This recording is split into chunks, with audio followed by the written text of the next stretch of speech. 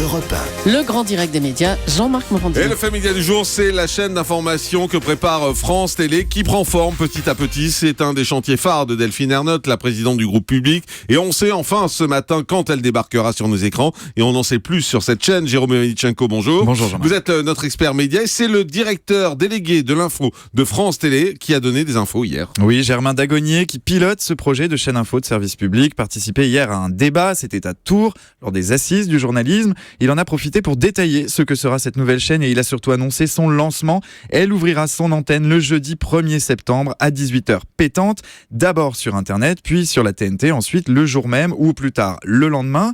Quelques 160 personnes devraient travailler pour cette antenne qui fonctionnera de manière transversale avec la contribution des rédactions de France Télévisions, mais aussi de celles de Radio France, de France Média Monde et de l'INA. Une chaîne dont on ne connaît toujours pas le nom définitif. Germain Dagonier ne l'a pas précisé hier, mais selon toute vraisemblance, il devrait y avoir les mots France, Info et TV dedans. La question est seulement... France TV Info, quoi. C'est ça. Voilà. La question est quand même de savoir dans quel ordre sur ce sujet. Leur site internet d'info s'appelle France TV Info, donc il y a de grandes chances que ça prenne ce nom-là. Il y a de grandes chances, mais sur ce sujet, attention, la correspondance de la presse avait repéré une petite info plutôt intéressante. Le 14 janvier dernier, la direction de Radio France a déposé une nouvelle marque auprès de l'Institut national de la propriété intellectuelle. Et cette marque, c'est France Info TV. Dola a pensé que c'est le nom qui sera choisi, il n'y a qu'un pas.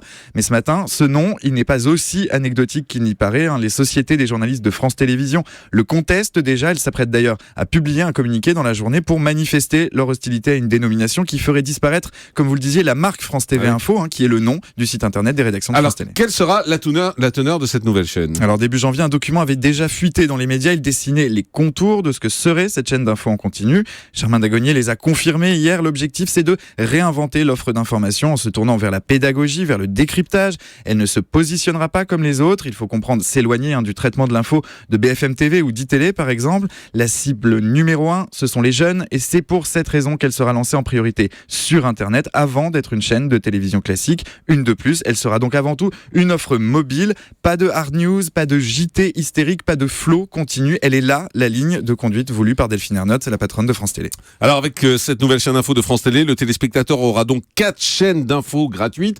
C'est un peu beaucoup, non ? Oui, c'était la question posée hier lors de ce débat des assises du journalisme à Tours. Et plus généralement, c'est la question qui revient systématiquement lorsqu'un nouvel acteur débarque sur un marché qui semble déjà saturé. Avec les 2 chaînes d'infos historiques, BFM et iTélé, avec l'arrivée prochaine de LCI sur la TNT gratuite, cette nouvelle chaîne de service public portera en effet à 4 le nombre d'antennes dédiées et fait naître un risque. Tout le monde peut-il continuer à survivre ? Cette inquiétude, elle est exprimée très clairement par BFM TV qui a multiplié ces derniers mois les recours contre le passage de LCI en gratuit. Pour son directeur de la rédaction, Hervé Bérou, c'est même un risque social. Ça pourrait entraîner des réductions d'effectifs.